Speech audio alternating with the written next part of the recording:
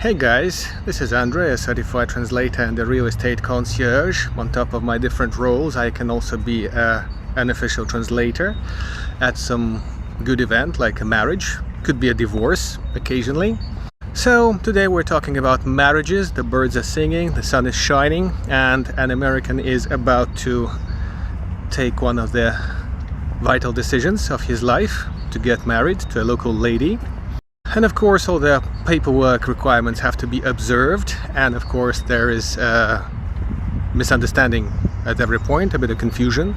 So I'm walking to the Central Civil Records Office here in Minsk to find out about the requirements.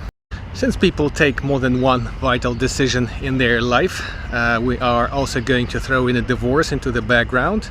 So the general idea is to find out what is required if someone was divorced in America and is planning to get married in Belarus, and if somebody was never married anywhere and he's American and he's planning to get married in Belarus.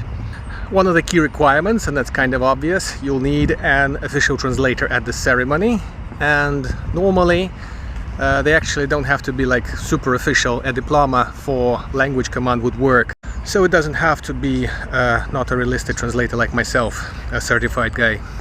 And it's kind of funny, perhaps ironic at some point, that Lee Harvey Oswald walked his missus over here at this embankment, and there is even one of the pictures from Minsk is from here, and one of the conspiracy theories about his picture is also from here. So guys, after a consultancy, direct and personal and very straightforward, and things asked several times in many different ways, my tactical anti-bureaucratic mind is almost broken. Here's what we got.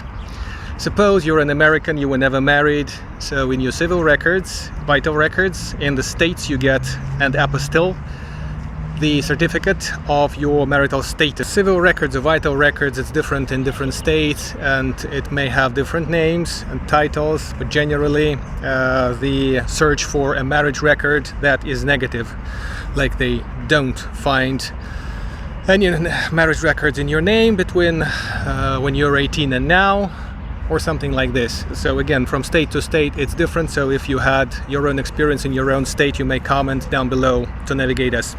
If you're from the States and you were divorced, then you get the court ruling about the divorce. It's not a report about the dissolution of marriage, apparently. It's not enough. It's the court final judgment that you're no longer man and wife.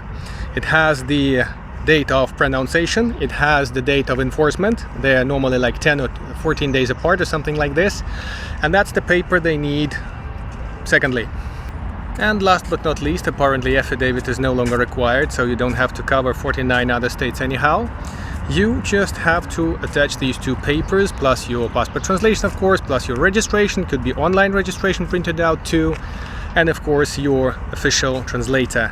And it doesn't have to be your citizenship language, it must be the language that you command best, but this is an arguable part. So if somebody is bitching about you not having English, like you're South Korean, so bring a South Korean translator, that is no big deal, and this can be objected, just depends on who presses the point professionally.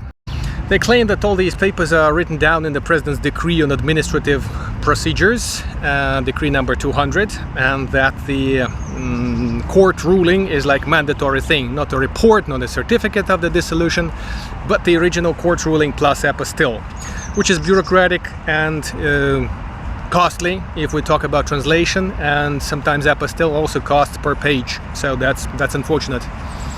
Finally, if you have a second citizenship, which is for which there is no way they can find out, you have to fetch a certificate of not being married in that other country or the place of your permanent residency, according to the office.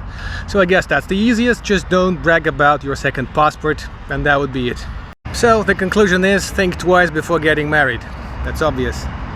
Double check twice against the busiest offices that are dealing with the same procedures, and through the translators and lawyers and other guys who deal with the same procedures.